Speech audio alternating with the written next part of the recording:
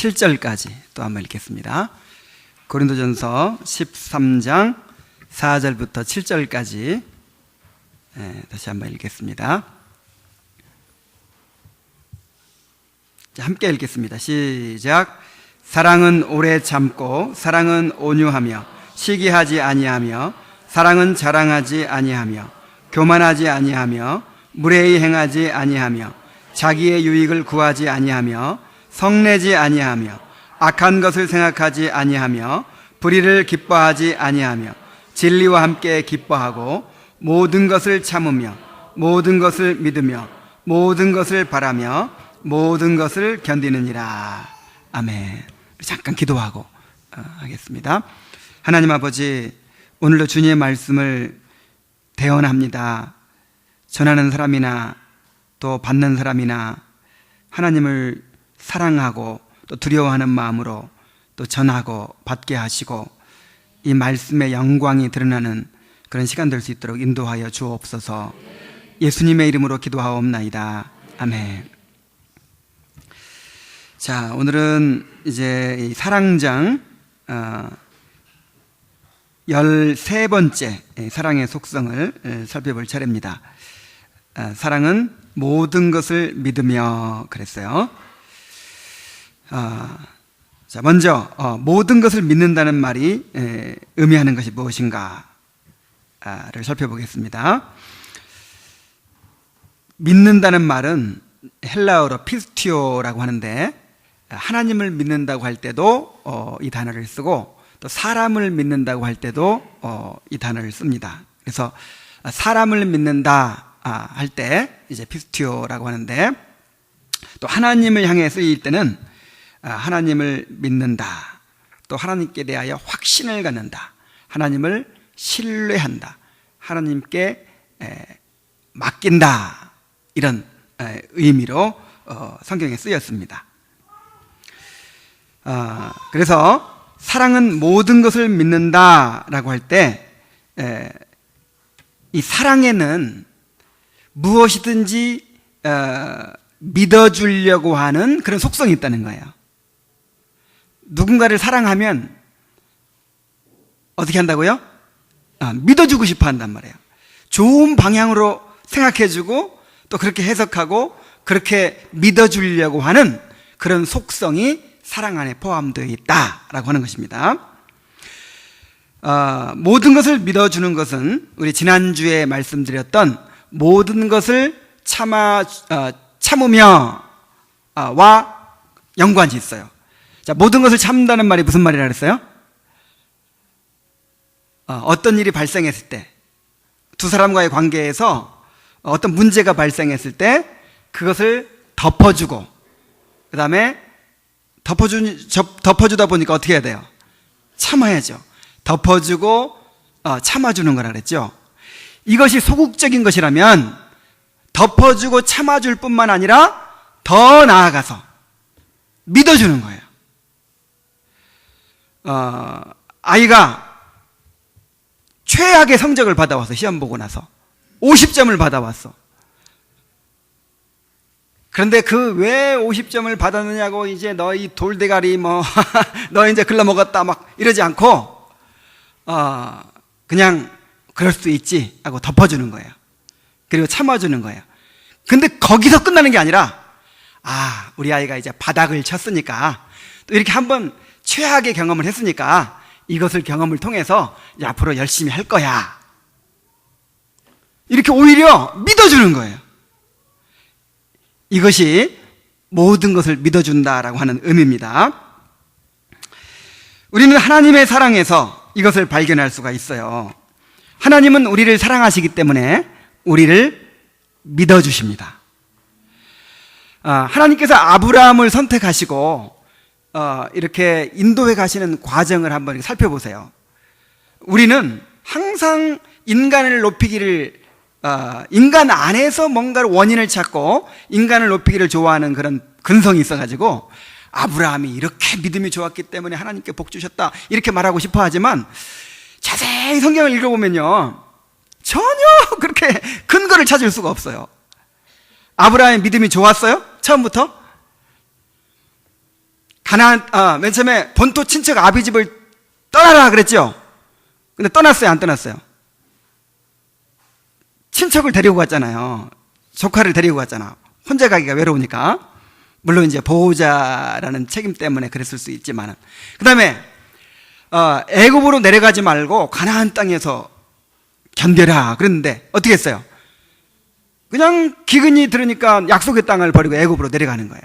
그리고 애굽에 내려가서도 아내가 너무 이뻐가지고 또 아내 때문에 자기가 죽을지도 모른다고 생각해가지고 누구라고 속였어요? 누이라고 속였어요. 참 그거 보면은 나도 그렇게 안 할 것 같아. 아니 내 목숨 살라고 내 아내가 다른 남자한테 가는 거 어떻게 보고 있을 수 있어요? 그죠? 참 비겁해요, 사람이. 어떻게 이걸 믿음 있는 사람이라고 할 수 있어요? 그래가지고 아내를 뺏기게 생겨서 첫날 밤을 보내는 거예요. 그냥 그걸 그대로 그냥 앉아가지고 기다리는 거예요. 근데 하나님께서 막아주셨어요. 하나님께서 막아주지 않았으면 어떻게 될 뻔했어요? 그냥 바로왕 아내가 돼버렸어요. 사라의 태를 통해서 자손을 낳으리라는 그 약속도 어떻게 될 뻔했어요? 무용지물이 될 뻔했어요.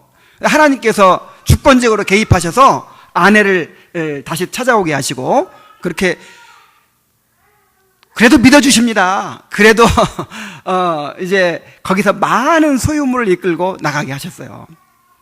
그걸로 끝나는 게 아니에요. 하나님의 약속을 믿지 못하고 자기의 종, 집에서 기른 자식처럼 기른 종 엘리에셀을 이제 상속자로 삼겠습니다. 그러는 거예요. 아이고 너 믿음 없는 놈 안 되겠다. 다른 사람 택해야겠다. 그러지 않고 창세기 15장에 보면은 내 상속자는 다메섹 엘리에셀이니이다. 그런 사람을 데리고 나 밖으로 나와봐라. 저 하늘의 별을 봐라. 내가 네 자손을 저 별처럼 많게 해주겠다. 이렇게 믿음을 불어 넣어 주시는 거예요.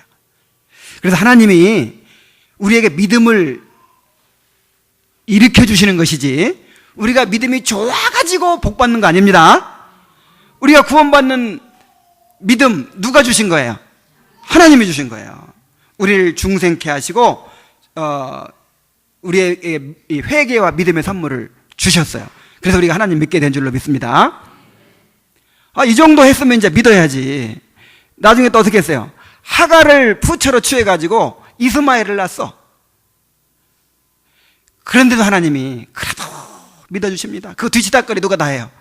하나님이 다 하세요. 그래서 이스마엘도 또 새로운 족속을 만들어 주시고 족보도 다 따로 만들어 주시고 그러면서 그래도 사라의 태에서 난 자식이 후사를 이을 것이다. 그러면서 끝까지 아브라함을 믿어주십니다. 끝까지. 그래서 결국 믿음의 조상으로 만들어 주십니다. 그렇게 하나님이 믿음을 키우고 만들어 주셨으면서도 나중에 또 누구를 칭찬해요? 아브라함이 이렇게 믿었으니까 이렇게 복을 받았다. 이렇게 해주시는 거예요. 이게 상급이에요. 나중에 우리 천국 가도 그렇게 되는 거예요. 그래서 우리가 주님을 섬기는 거 다 하나님의 은혜인데 또 그렇게 해서 섬겼다고 나중에 뭐 주세요? 상을 주시는 거예요. 예수님께서 제자들을 이렇게 양육하시는 과정을 봐도요, 제자들을 믿어주셨어요. 제자들이 얼마나 깨닫지 못하고 얼마나 실수가 많고 얼마나 부족한 사람이었는지 정말 막 화가 날 때가 있어요. 이 성경을 읽으면서도. 그런데 예수님은 한 번도 이 제자들을 포기하시거나 아니면 이렇게 책망하지 않으셨어요. 못 깨달아도 책망하지 않으셨어요. 지금은 너희가 깨닫지 못하나 나중에 성령이 임하시면 다 알게 될 것이다. 믿어주시는 거예요. 지금은 이렇게 부족하지만은 나중에는 내가 하는 일을 할 것이요 나보다 더 큰 일을 하게 될 것이다. 예수님께서 십자가에 달리셨을 때 제자들이 다 도망가 버리고 베드로는 3번이나 부인했죠. 그때 베드로한테 찾아가셔서 무엇을 해주셨어요? 네가 나를 사랑하느냐 이렇게 물어보셨죠.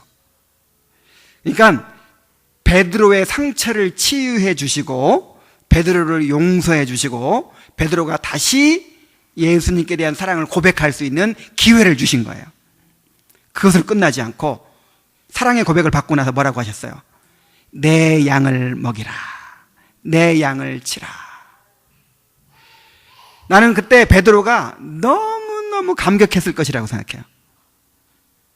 내가 그렇게 주님께 실망만 시켰는데, 그렇게 주님을 부인했는데 나를 믿어주셨어요.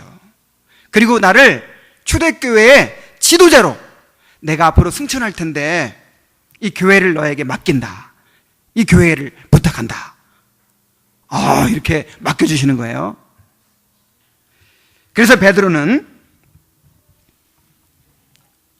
이렇게 자기를 믿어주신 주님을 위해서 목숨을 바쳐서 헌신하게 된 것입니다.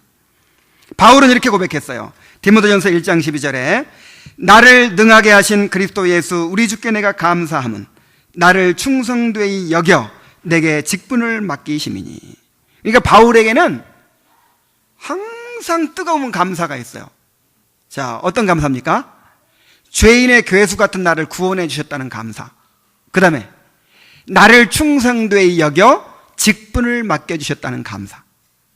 자, 예수님께서 이제 이방인들을 전도할 사명을 누구한테 맡겨야 돼요?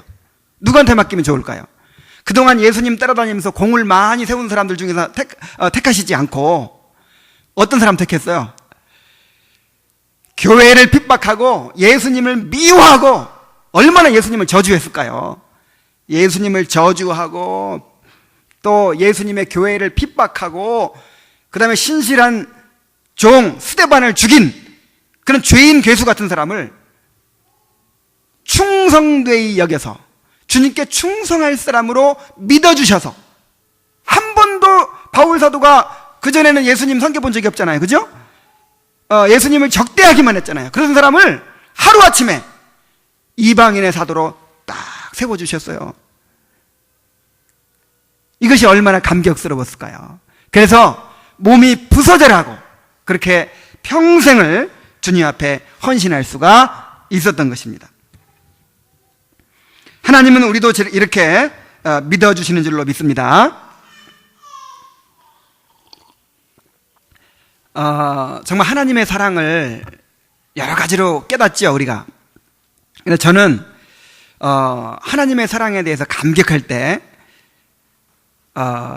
이제 지난 날부터 쭉 더듬어서 이렇게 생각해 보면은 나를 믿어주신 것에 대해서 그렇게 감사하지 않을 수가 없어요. 지난날 그렇게 미숙하고 지금도 부족하지만은 참 모자라지만은 지난날 제대로 알지도 못하고 설교를 하고 제대로 제대로 깨닫지도 못하고 그렇게 사역을 하고 어리석고 무지하고 미성숙하고 그런 모습으로 제가 섬겨왔어요. 그런데 너 자격 없어 하고 잘라버리지 않으시고 기다려주셨어요. 믿어주시고 오래 참아주셨어요. 그래서 새로운 것을 깨달을 때마다 또 내가 주님의 사랑을 알아갈 때마다 주님에 대해서 더 깊이 알아갈 때마다 이야, 참 이렇게 어리석은 나를, 이렇게 무지한 나를 내치지 않으시고 믿어주셨구나. 이런 감사를 드리지 않을 수가 없어요. 그리고 우리 목사님에 대해서 감사하지 않을 수가 없어요. 저는 우리 목사님이 다른 것보다도 이렇게 믿어주세요. 이렇게 믿고 그냥 맡겨주십니다. 그리고 잘했네 못했네 그냥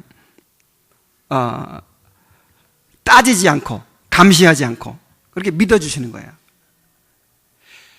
참 그래 믿어주는 그게 얼마나 실수도 많고 문제도 많이 일으키고 하겠어요. 그런데 그냥 알아도 그냥 넘어가요. 덮어주고 참아주고 그냥 믿어주고 넘어가요. 그럴 때마다 내가 정말 잘해야겠다 그런 생각이 들어요. 나는 주님께 감사할 때 우리 목사님에게 감사할 뿐만 아니라 또 우리 상록교회에도 감사합니다. 우리 성도들에게도 감사해요. 참 참 이 부족한 모습도 많이 보이고 참 모자라는 모습도 많이 보였는데 모르겠어요. 속으로는 어떻게 생각하는지 모르겠지만 어쨌든 그렇게 믿어주시고 인정해주시고 하는 이 성도들에 대해서 정말 저는 뜨거운 감사가 있어요. 여러분들이 이렇게 믿어주시고 또 인정해주시고 이런 사랑이 있기 때문에 이 목사도 성장해 갈 수가 있는 것입니다. 그래서 지난번에 그런 말씀 드렸죠. 좋은 목사가 좋은 성도를 만들기도 하지만은 좋은 성도들이 또 뭘 만들어요? 좋은 목사를 만들어요. 그래서 우리 성도들이 너무 참 귀한 분들이기 때문에 이렇게 지금 제가 만들어져 가고 있습니다.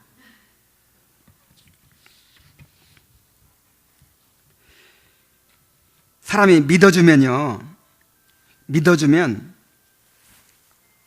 그 믿어주는 사람을 실망시키고 싶지 않아요.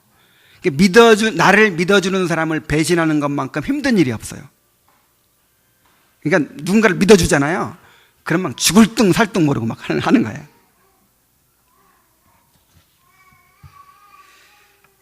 구원받은 사람들은 이렇게 모든 것을 믿어주시는 하나님의 사랑을 소유한 사람들인 줄로 믿습니다.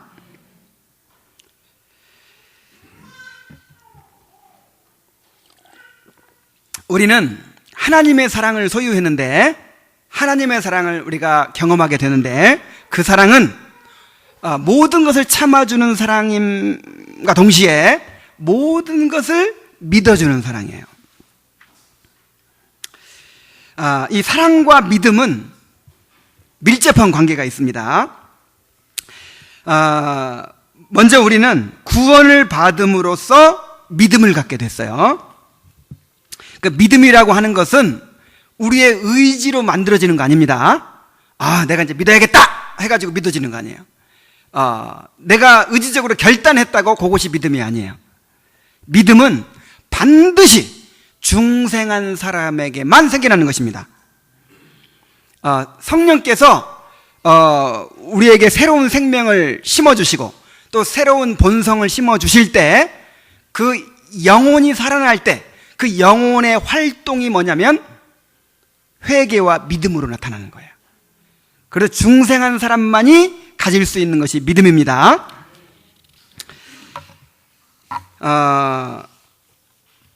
우리가 일상적으로 이렇게 믿는다는 말을 자주 하지만은 대부분이 어떤 그 영혼의 활동이라기보다 그냥 인간 본성으로 믿는 그런 믿음일 경우가 많아요. 예를 들어서 이제 믿음에 대해서 예화를 들 때 목사님들이 이런 예화를 잘 들죠. 이발소에서 이 면도사가 날카로운 면도칼로 면도를 해요. 근데 목을 막 이렇게 하는데 그걸 믿고 잔다는 거예요. 이렇게 믿음 좋죠? 얼마나 훌륭한 믿음입니까? 그 다음에 비행기를 타고 가는 사람이 이거 얼마나 참 무서운 일이에요. 근데 비행기를 믿어요. 절대 안 떨어질 것이라는 걸 믿기 때문에 잡니다. 이런 것도 믿음은 믿음인데 이거는 중생하지 않아도 가질 수 있는 믿음이에요. 예를 들어서 또 이런 믿음 어떻습니까? 내가 병이 들었는데 하나님께서 이 병을 고쳐주실 것으로 확신해요. 내가 어떤 일을 하는데 이것이 반드시 그대로 이루어지리라고 확신이 생겼어요. 이런 믿음은 어떻습니까? 이것도 신념이에요. 신념. 뭐라고요? 인간 본성에서 나오는 믿음이에요. 그걸 어떻게 알아요? 그 결과는 아무도 몰라요. 하나님께서 그런 결과를 가르쳐 주십니까? 물론 천에 하나 만에 하나 특별히 가르쳐 주시는 경우도 내가 없다고 볼 수는 없어요. 그렇지만 일반적으로는 어떤 일의 결과를 하나님이 가르쳐 주세요? 안 가르쳐 주세요? 그걸 감추인 뜻이라고 합니다. 감추어진 뜻이 있고 계시된 뜻이 있어요. 그러니까 구속의 경륜이라든지 아니면 우리가 마땅히 행해야 될 도덕적인 뜻은 성경에 다 드러내 주시고 가르쳐 주셨습니다. 그러나 어떤 일의 결과가 어떻게 될지, 그리고 때와 기한, 이런 건 가르쳐 주세요, 안 가르쳐 주세요? 이건 감추인 뜻이에요. 그런데 감추어진 뜻을 내가 감히 그건 이렇다 이렇게 아무리 믿습니다, 뭐 확신합니다 해도 이거는 그냥 신념이지. 신념도 때로는 필요합니다. 신념이 좋은 거예요, 나쁜 거예요? 좋은 거죠. 내가 성공할 수 있다, 내가 이 사업 성공할 수 있다, 이 병을 고칠 수 있다, 이런 신념 가져야 돼요, 안 가져야 돼요? 가져야죠. 그러나 이건 신념이에요. 그냥 이거는 믿는 사람이나 안 믿는 사람이나 똑같아요. 진짜 믿음 좋은 사람이 정주영 씨 같은 사람, 모든 사람이 안 된다고 할 때 된다고 믿잖아요. 믿음대로 됐어요, 안 됐어요? 되잖아요. 하나님 안 믿어도. 그러니까 이런 걸 신념이라고 그래요. 그러나 하나님 자신을 신뢰하는 믿음, 하나님의 약속에 대한 믿음, 그리스도에 대한 믿음, 이런 믿음은, 구원에 관한 믿음은 거듭난 영혼만이 가질 수 있다, 이 말이에요. 베드로전서 1장 8절 9절에 보면은 예수를 너희가 보지 못하였으나 사랑하는도다. 이제도 보지 못하나 믿고 말할 수 없는 영광스러운 즐거움으로 기뻐하니 믿음의 결국 곧 영혼의 구원을 받음이라. 영혼의 구원을 받았기 때문에 보지도 못했는데 믿어요. 그리고 말할 수 없는 영광스러운 즐거움으로 기뻐해요. 사랑해요.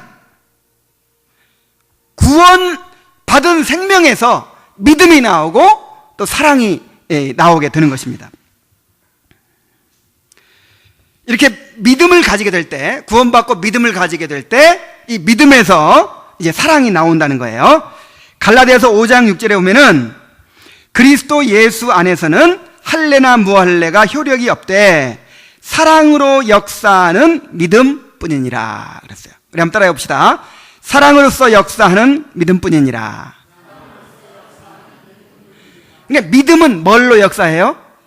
사랑으로 역사해요. 잘 기억하시기 바랍니다. 하나님께서 중생한 자에게 주시는 믿음은 뭘로 나타나요? 사랑으로 나타나요. 사랑으로. 그래서 루터는 믿음은 사랑을 창조한다 그랬어요. 근데 믿음이 있으면 뭐가 생겨요? 사랑이 생겨요. 사랑이. 바로 이 사랑은 그냥 인간 본성에서 나오는 사랑이 아니고 여기 고린도전서 13장에 나오는 오래 참고 온유하고 또 모든 것을 참으며 모든 것을 믿어주는 바로 그런 사랑을, 하나님께로부터 오는 그런 사랑을 낳게 된다 하는 것입니다. 그런데 재미있는 것은, 자, 사랑이 어디서 나와요? 믿음에서. 믿음이 사랑을 낳습니다. 그런데 이제 구원받고 나면요, 자, 믿음을 가졌기 때문에 내가 이제 사랑을 또 갖게 됐죠. 그런데 사랑을 하다 보면은 이 사랑에서 믿음이 또 나와요. 그래서 사랑은 모든 것을 뭐하며? 믿으며, 이렇게 되는 거예요. 야, 누군가를 사랑하면 그를 어떻게 해주게 된다고요? 믿어주게 된다고요.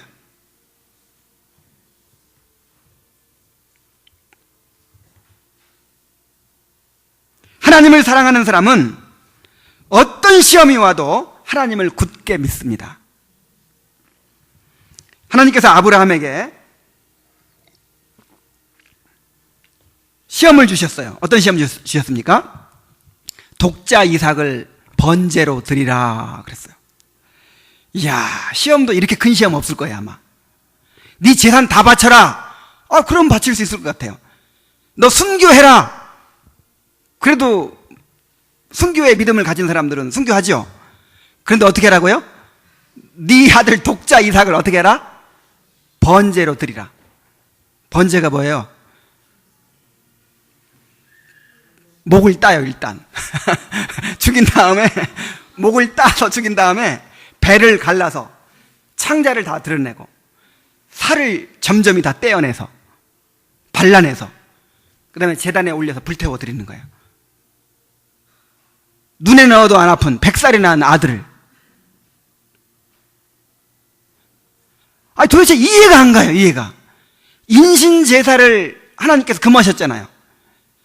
그리고 그 아들은 약속의 자녀라고 했잖아요. 근데 그 아들을 번제로 드리라는 거예요. 이보다 더 큰 시험이 어디 있습니까? 근데 아브라함은 하나님을 경외했어요. 이 경외라는 말이 무슨 말이냐면 사랑하면서 두려워하는 것을 경외라고 그래요. 뭐라고요? 우리가 하나님을 사랑하면서 동시에 어떻게 해야 돼요? 두려워해야 돼요. 그냥 하나님을 그냥 손자가 버리장머리 없는 손자가 수염 잡고 늘어지듯이 그렇게 하나님을 알면 안 됩니다. 우리가 하나님을 사랑하지만 또 어떻게 해야 돼요?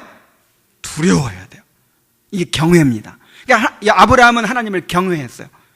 하나님을 사랑했어요. 하나님을 너무 사랑하고 하나님을 두려워하니까, 하나님을 경외하니까 하나님을 믿어요. 그래서 이유를 묻지 않고, 하나님, 이것이 무슨 뜻입니까? 하나님의 뜻은 도대체 어디에 있습니까? 이런 소리 하지 말라 그랬죠. 하나님의 뜻은 도대체 어디에 있습니까? 왜 바치라고 하십니까? 물어보지 않고 하나님을 경외하기 때문에, 하나님을 사랑하기 때문에 믿어요. 그냥 사랑하면 믿어주는 거예요. 그래서 그냥 두말 없이 이삭을 데리고 갑니다. 실제로 죽이려고 했어요, 안 했어요?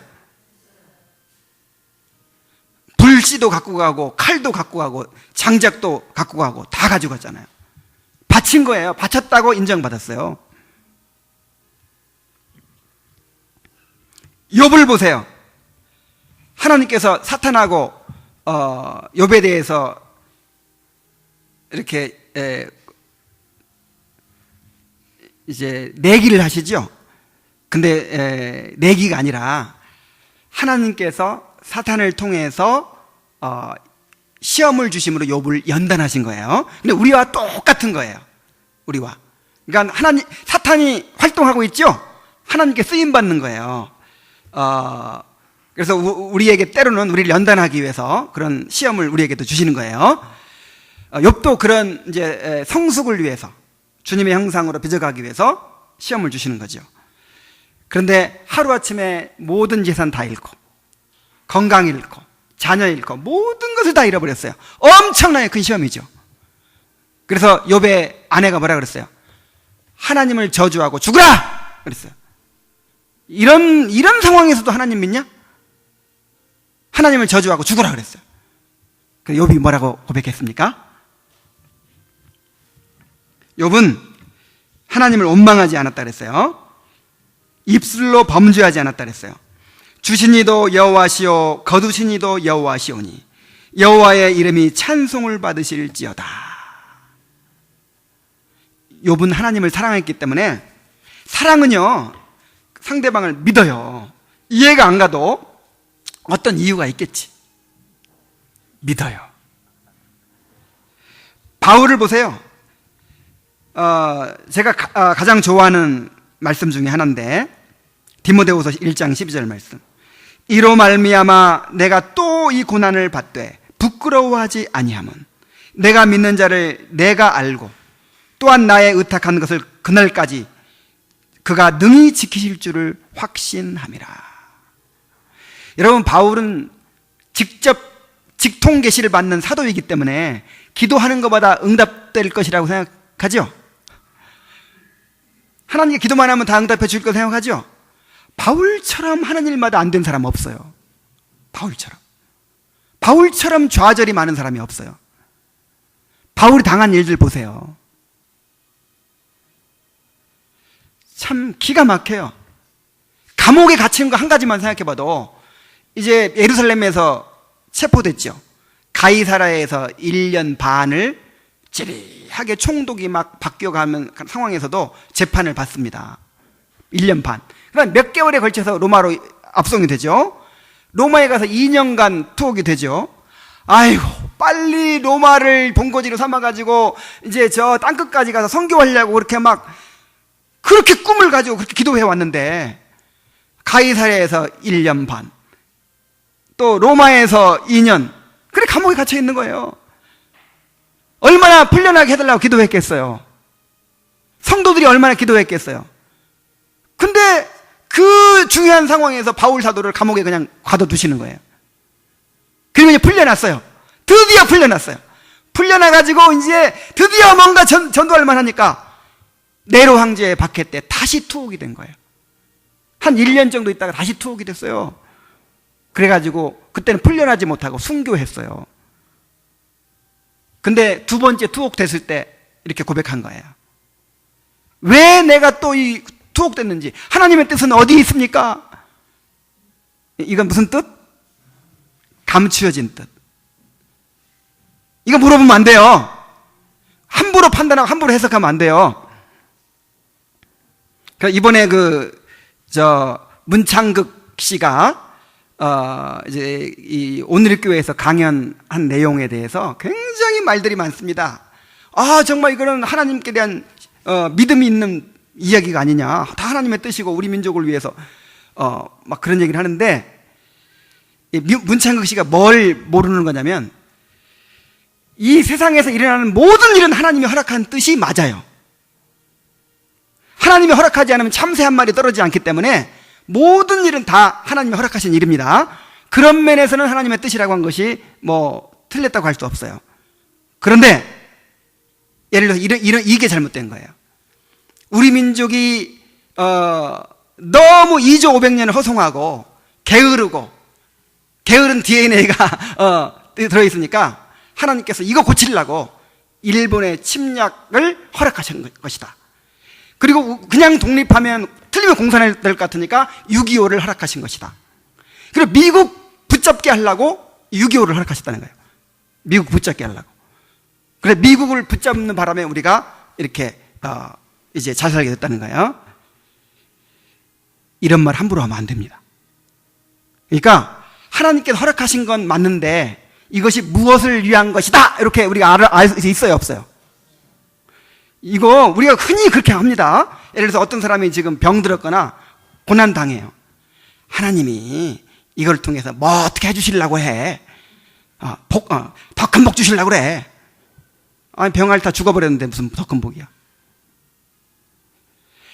이런 말 함부로 하면 안 돼요. 절대. 이건 주제넘은이래요. 감추인 뜻이에요. 감추인 뜻. 바울도 몰라요. 바울도. 직통 계시를 받는 바울도 모른다니까. 근데 하나님을 신뢰해요. 하나님을 사랑하기 때문에. 내가 또 이 고난을 받되, 이 또라는 말이 참 기가 막힌 말입니다. 아이고 지겨워. 이제 고난을 좀 면해 보는가 했더니, 이제 마음껏 이제 마지막 전도하다가 이제 내 삶을 마치려고 했더니 또 감옥에 갇힌 거예요. 그리고 죽게 만들었잖아요. 왜 하나님이 그렇게 헌신한 바울을 그렇게 죽게 만들었을까요? 이게 무슨 뜻? 감춰진. 더 큰 축복 주려고 그래. 뭐 더 큰 축복 있어. 죽어버렸는데. 감춰진 뜻. 우리가 함부로 말할 수 없단 말이에요. 함부로 우리가 그 뜻은 알 수 없지만은, 그러나 하나님을 사랑하기 때문에 하나님을 신뢰하는 거예요. 내가 또 이 고난을 받되 뭐 하지 않냐면 부끄러워하지 않냐면, 나는 실망하지 않는다. 나 이게 뭐 절대로 뭐 기죽을 것도 없고 꿀릴 것도 없다. 어떤 고난을 받아도 우리가 아무리 세상에서 망하고 짓밟히고 비참하게 되더라도 부끄러워할 필요가 없어요. 왜? 하나님을 사랑하기 때문에, 하나님을 신뢰하기 때문에. 바울에 대한 바울의 믿음을 좀 보세요. 내가 또 이 고난을 받되 부끄러워하지 아니함은, 내가 믿는 자를 내가 알고 나는 그분 알아. 그분이 어떤 분인지를 알아. 또한 나의 의탁한 것을 그날까지 그가 능히 지키실 줄을 확신함이라. 의탁한 게 뭐예요? 그리고 이것도 믿음 좋다고 말하는데 이런 말을 하는 분들이 있어요. 아이, 하나님은 이렇게 하실 분이 아니야. 하나님은 그런 하나님이 아니야. 그 믿음 좋은 게 아니라 믿음 좋은 게 아니라 그건 주제 넘은 말이에요. 하나님은 이렇게 하실 분이 아니래. 뭐 자기가 하나님을 딱 이렇게 자기 생각으로 가두는 거예요. 바울 사도가 의탁한 걸 확신한다는 말은, 의탁한 게 뭐예요? 구원입니다. 구원. 우리의 삶은요, 구원 과정이에요. 하나님께서 구원을 완성해 가시는 거예요. 합력하여 선을 이루는 거예요. 그래서 나의 구원을 하나님께서 완성해 가실 것을 믿는다, 그런 뜻이에요.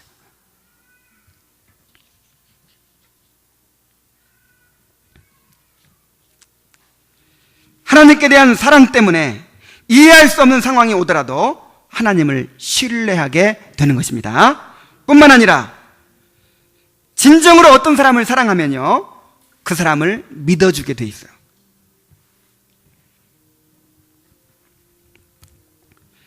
이 고린도 교인들은 사랑이 있었어요, 없었어요? 지금 사랑이 없었으니까 지금 사랑장 보내고 있잖아요, 지금. 그죠? 사랑이 없었어요. 그래서 사랑장을 쓰고 있어요. 고린도 교회는 사랑이 없어요.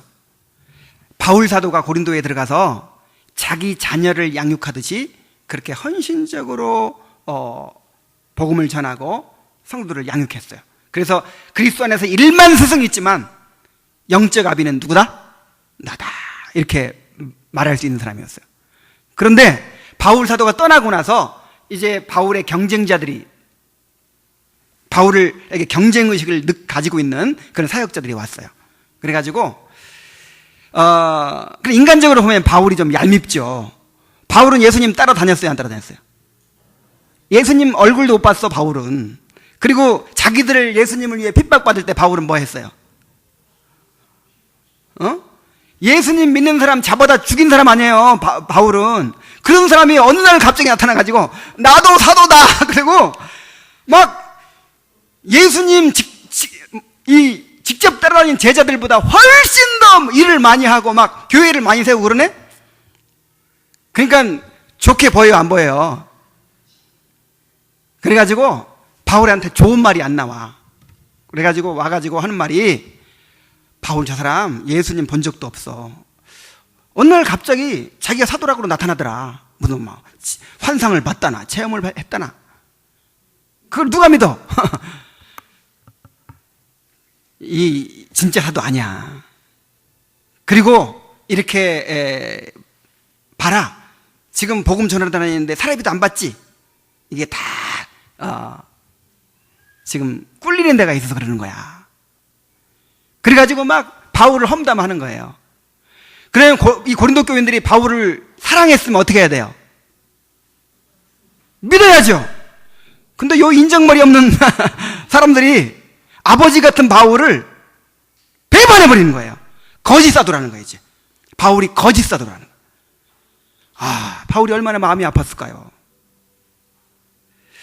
그리고 이 공동체 안에서도요, 서로를 신뢰하지 않아. 서로를 믿지 않아. 그래가지고 조금 다르잖아요? 그럼 비판해요. 너는 왜 우상의 제물을 먹냐? 너는 왜 안 먹냐? 너는 왜 이렇게 하냐? 너는 왜 저렇게 하냐? 서로 사랑이 없으니까 서로를 신뢰하지 못하고 비판하고 서로 고소하고 막 이런 상황이 벌어진 거예요. 그런데 바울은 고린도 교인들을 사랑했어요. 사랑했기 때문에 고린도 교인들을 믿었어요. 우리 고린도전서 1장을 한번 봅시다.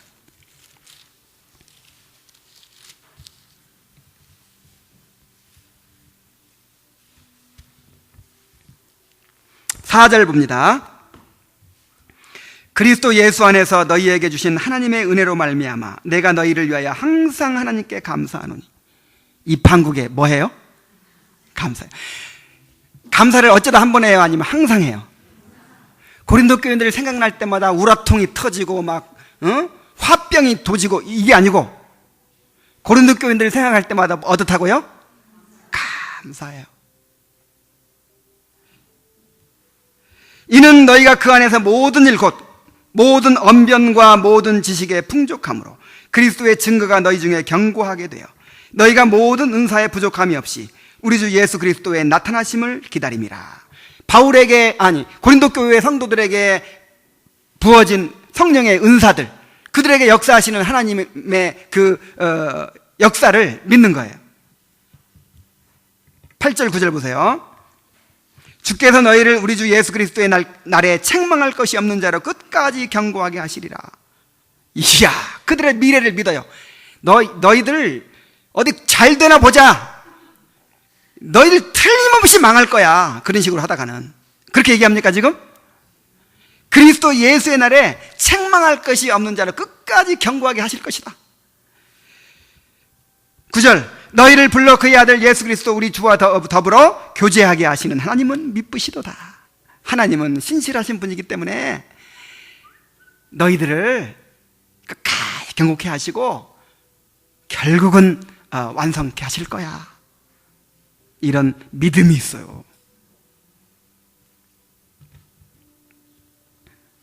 우리가 공동체 안에서 이렇게 서로 믿어주는 사랑이 있어야 될 줄로 믿습니다. 인간 본성은요, 사람을 못 믿게 돼 있어요. 이제 하나님을 반역하고 타락하게 되면서 이 하나님께로부터 오는 신령한 자원이 끊어졌잖아요. 하나님께로부터 채워져야 되는데 하나님께로부터 오는 하늘의 자원이 끊어져 버리니까 이제는 내가 스스로 나를 채워야 돼요. 근데 이 땅의 자원은 한정돼 있어요. 그러니까 그때부터 경쟁이 시작되는 거예요. 그래서 남이 차지하기 전에 누가 먼저 차지해야 돼요? 내가 먼저 차지해야 돼요. 그래서 이제는 서로를 믿지 못하고 의심하고 항상 경계하고 먼저 항상 자기를 방어부터 하는 거예요. 그래서 우리에게는 다른 사람에 대한 두려움이 있어요. 참 두려움이 많습니다. 정말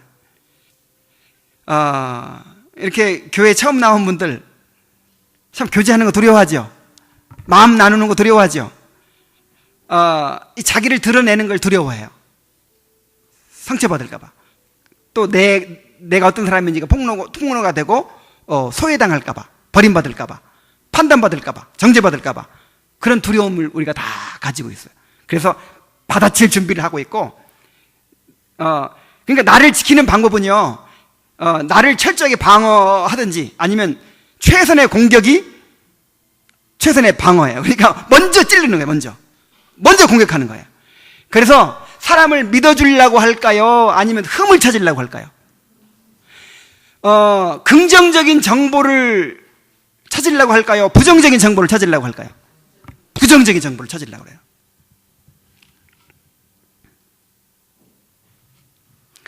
얼마 전에 여러분 최민수라는 배우 있죠? 최민수라는 배우가 그 노인을 폭행하고 막 칼로 위협하고 막 군합발로 질밟고 막 차에 매달고 막 300m인가를 가고 막 진짜 인간으로서 할 수 없는 그런 일을 했다고 아주 신문에 나고, 그 사람 막 산속에 들어가서 몇 달 살고 막 난리 난 적이 있었죠. 그래, 다 그렇게 알았어요. 그렇게 그야말로 좀 속된 말로 싸가지가 없는 사람인 줄 알았어요. 근데 나중에 재판 과정에 다 드러났는데 전혀 그렇지 않아요. 이 사람이 뭐 운동하고 오다가 그랬나? 그러니까 차를 몰고 오다 보니까 어떤 식당 주인하고 경찰하고 막 다투고 있어요. 불법 주차한 걸 끌어가려고 하니까 이제 그 식당 주인이 못 끌어가게 막 악다구니를 쓰면서 막 이렇게 싸우고 있는 거예요. 그러니까 이제 이 사람 내려가지고 차가 못 가고 있으니까 내려가지고 이렇게 몇 마디 거둔 것이 이제 싸움이 난 거예요. 이 식당 주인하고. 하여간 막 얼마나 이 사람이 악독한 사람인지, 아이고, 이 말도 조심해야겠네. 막 그냥 이 셔츠가 다 뜯어지고 막 그랬대요. 그때로부터 시작해가지고, 이제 이렇게, 이제 문제가 생겼는데, 고소를 했어요. 그럼 폭행했다고. 그래가지고 이제, 그리고 차를 몰고 가고 있는데, 차가 잠시 서 있는 사이에 그 사람이 못 가게 막, 그 보니트 위로 올라탔대요, 이렇게. 보통 사람이 아니죠. 그래서 차를 좀 이마 옆에 세우려고 이렇게 몇 미터 가서 세웠다는 거예요. 근데 이제, 차에 매달고 몇백 미터를 갔다. 그 다음에 그 차 안에는 칼이 있었답니다, 칼. 찝 차고 이렇게 뭐 야영 같은 거 하기 위해서 칼을 한 두고 다녔는데, 그 칼을 빼가지고 막 위협을 했다. 하여간 발로 짓밟았다.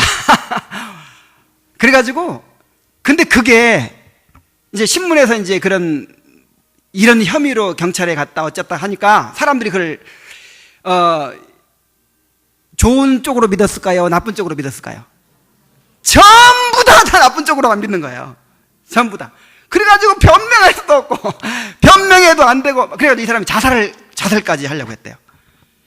그러니까 막, 이 한미일 합작영화, 이 400억짜리 합작영화에 출연하려고 하던 차에 그런 일이 벌어져가지고, 그것도 날아가 버리고, 엄청난 그냥, 손해를 보고, 완전히 죽일 놈 되고, 그래가지고 자기가 나중에는 자살을 하려고. 그렇게 했다는 거예요. 그래가지고, 이런 현상이 인간의 보편적인 현상이에요. 그래가지고 MBC 스페셜에서 이거를 특집으로 다루고, 이 서울대학교 심리학과 교수의 팀을 구성해가지고 실험을 했어요. 어떤 실험을 했느냐? 이 방송의 이름이 최민수, 죄민수, 그리고 소문, 이런 이제 특집 방송이었는데, 서울대 심리학과 곽금주 교수팀이 20대와 또 40, 50대 100명씩 이렇게 이제 스튜디오에 초대해가지고 이제 강연을 하는 거예요. 특별 강연을. 그냥 초대된 사람들은 그냥 무슨 실험인지 모르고 그냥 강의 들으러 온 거죠. 근데 강의 중간에 좋은 소문 하나, 나쁜 소문 하나를 전했어요. 특정 어떤 연예인이 자살했다더라, 이 말하고, 어떤 특정 연예인이 입양을 했다더라, 이런 좋은 소식 하나를 이렇게 이제 얘기를 했어요. 그럼 나중에 이 소문이 어떻게 퍼졌나 이렇게 이제 살펴봤더니, 나쁜 소문은 85%에 퍼졌어요. 그러니까 100명 중에 몇 명이 알아요? 85명이 알게 됐어요. 근데 좋은 소문은 이 두 집단에서 평균 17명. 그러니까 이 사람들이 나쁜 소문은요, 좋은 소문은 잘 듣지도 않고 믿지도 않고 전하지도 않아. 그러니까 나쁜 소문은 귀담아 들어. 그리고 또 전해. 잘 믿고 또 전해. 왜 이런 현상이 일어납니까? 이게 인간의 죄성이에요, 인간의.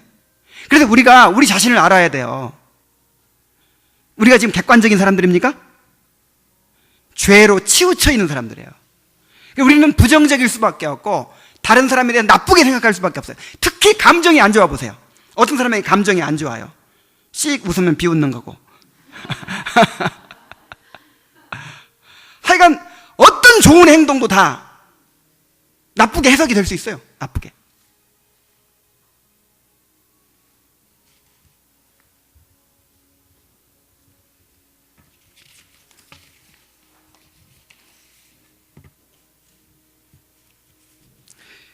그러나 사랑은 모든 것을 좋게 보아주고 믿어주는 거예요.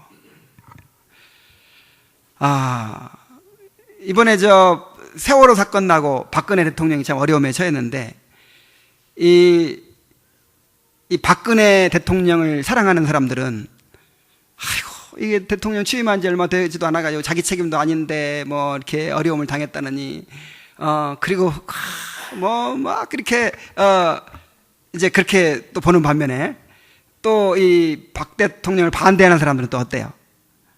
어쩌면 그렇게 잘 찾아냈는지, 여기 분향소에 와가지고 어떤 노인 한 사람 이렇게, 이야, 하여간 무서워요. 기가 막혀요, 기가 막혀. 하여간 요즘에는요, 다 찾아내요, 다.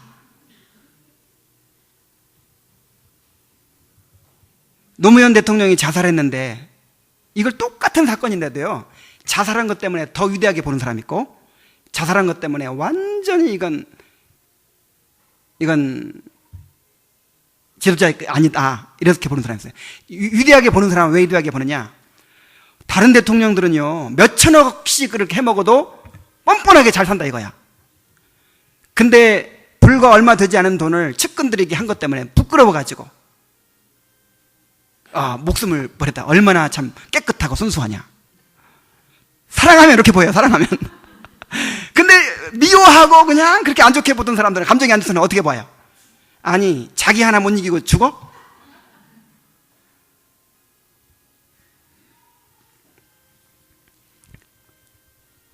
예수님은요, 제자들이 겟세마네 동산에 와가지고, 지금 예수님은 십자가를 앞에 두고 극도의 스트레스, 극도의 스트레스 때문에 이 핏줄이 터져가지고, 모세혈관이 터져가지고 땀이 흐르는데 뭐가 흘러요? 핏방울이 흐를 정도예요. 그래서 나와 함께 깨어있어라, 나와 함께 깨어있어 기도해라. 그런데 3번이나 당부를 했는데 3번이나 어떻게 했어요? 잤어요. 그럼 여러분 같으면 어떻게 하겠어요?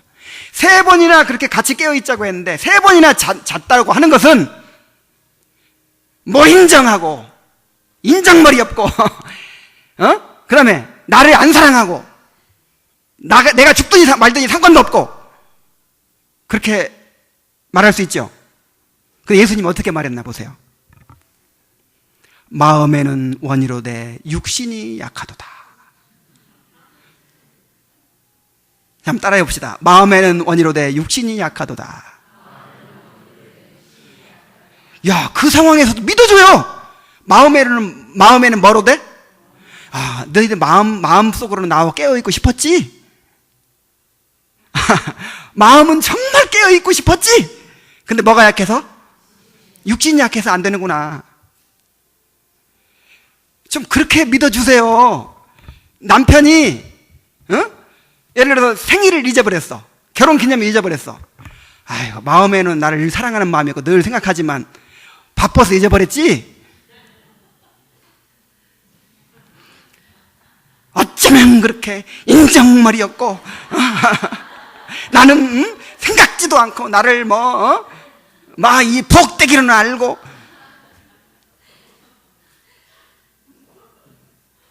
이게 죄성이에요. 믿어주세요. 그냥 믿어주면 또 그렇게 합니다. 상대방을 믿어준다는 것은 때로는 인내가 필요한 일입니다. 덮어줘야 되고 참아줘야 되고 또 견뎌줘야 돼요. 끝까지 희망을 붙잡아야 돼요. 때로는 배신을 당하고 속는 일도 감수해야 합니다. 그래서 사랑인 거예요. 믿어주는 것이.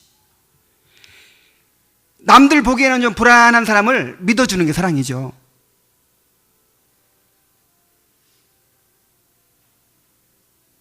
이 모니카의 믿음. 모니카가 결혼을 했는데 믿지 않는 집에 시집을 왔어요. 남편은 성질 더럽고 방탕한 사람이에요. 시어머니는 까다롭고 아주 그냥 고약한 성질을 가진 사람이에요. 의심 많은 사람이에요. 그래가지고 그리고 아들 하나 믿고 이제 아들 하나 제대로 키워보려고 하는데 아들은 어떻게 했어요? 방탕하고 이단에 빠져서 9년씩이나 있고 도무지 이제 주님께 돌아오지 않아요. 근데 모니카는요 끝까지 믿었어요. 그래서 남편은 16년 만에 돌아왔어요. 아들은 30대 중반에 돌아왔으니까 30년이 넘도록 기도해 돌아왔어요. 시어머니는요 얼마나 괴팍한 사람인지 끊임없이 의심하고 종들한테 이제 며느리 잘못한 걸 물어보는 거예요. 계속. 그러면 이제 시어머니 환심 살라고 이렇게 없는 일을 꾸며가지고 고자질을 해요. 그는 그것 때문에 학대를 받아요. 그런데도 이 모니카는 기도하는 여인이었기 때문에 끊임없이 남편을 위해 기도하고, 끊임없이 시어머니를 위해 기도하고, 끊임없이 아들을 위해 기도합니다. 그래서 원망이 없어요. 같이 대적하지 않아요. 끝까지 희망 잃지 않고 끝까지 믿습니다. 그래서 결국 남편은 16년 만에 돌아오고, 아들은 30년 만에 돌아오고, 시어머니는 죽기 전에 돌아와서 그렇게 며느리와 좋은 관계 속에서 천국에 갔다는 거예요. 이 게리 스몰리라고 하는 사람이 쓴 남편이 바라는 아내라는 책에서 중요한 이야기를 발견했어요. 그러니까 아내가 남편을 변화시키려고 하든지 남편이 아내를 변화시키려고 하든지 가장 중요한 것이 뭐냐? 희망을 잃지 않는 거라는 거예요. 희망을, 뭘 잃지 않는 거? 다시 말하면 끝까지 믿어야 된다는 거예요. 왜 이게 중요하냐? 희망을 잃어버리면요, 내가 남편에 대한 희망을 잃어버리잖아요? 아니면 자녀에 대한 희망을 잃어버리든지, 아니면 뭐 아내에 대한 희망을 잃어버리잖아요? 그러면 그때부터 남편의 시선을 끌던 아내의 매력 또한 시들어버리게 된다는 거예요. 이게 무슨 얘기인지 아세요? 내가 뭔가 희망을 잃지 않고 있을 때 아무래도 나한테 무슨 에너지가 나갈까요? 긍정적인 에너지가 나가겠죠. 내가 이 사람 변할 수 있을 거야, 이 사람도 하나님 함께 하실 거야, 이런 희망이 있으면 미운 짓을 해도 그 사람 대할 때 어떤 눈빛으로 바라보겠어요? 좋은 눈빛으로 바라보겠죠. 모니카처럼 말을 해도 곱게 나가겠죠. 아이고, 이 인간 틀렸어, 나는 이제 소망이 없어, 나는 이제 뭐 믿고 사나. 자, 이렇게 됐다고 칩시다. 그러면 말이 좋게 나가요, 안 나가요? 그 다음에 표정이 좋게 나가요, 안 나가요? 옆에 다가오면 어떻게 해요? 그러면 상대방이 계속해서 부정적인 에너지가 다가오는데 어떻게 되겠어요?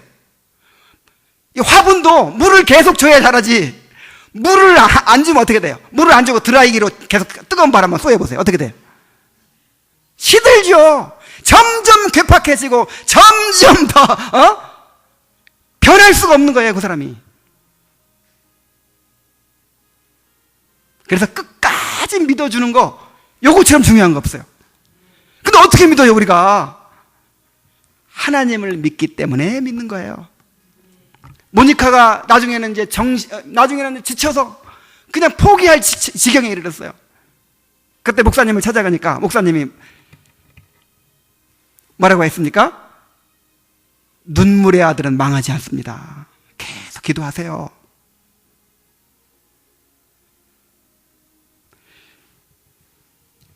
모니카는 기도하는 여인이었기 때문에 끝까지 믿음 잃지 않을 수 있어요. 정말 기도하는 사람들은요, 끝까지 희망 잃지 않을 수 있어요. 끝까지 믿음 잃지 않을 수 있어요. 하나님은 응답하십니다. 어떤 방법으로든지 하나님은 반드시 응답하십니다. 구하라, 찾으라, 두드리라 그러잖아요, 하나님이. 우리가 기도하면서 우리 끊임없이 하나님 앞에 구하고 찾고 두드리면서 믿어줄 수 있는 그런 힘을 얻는 거예요.